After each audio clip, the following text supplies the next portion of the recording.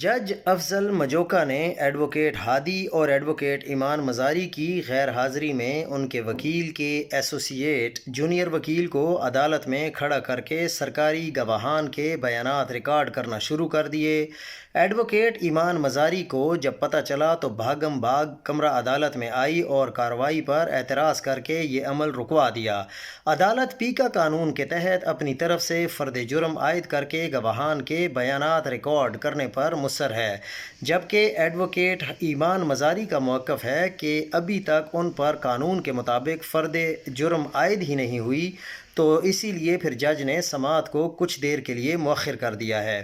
اور دوسری انتہائی اہم خبر یہ ہے کہ جسٹس محسن اختر کیانی کا اسلام آباد پولیس پر سخت اظہار برمی طاقتور شخص کو بظاہر ایما پر شہری کے خلاف مختلف تھانوں میں درج 5 مقدمات کو جھوٹا قرار دے دیا اور پولیس کا کردار بھی باعث شرم قرار دے دیا۔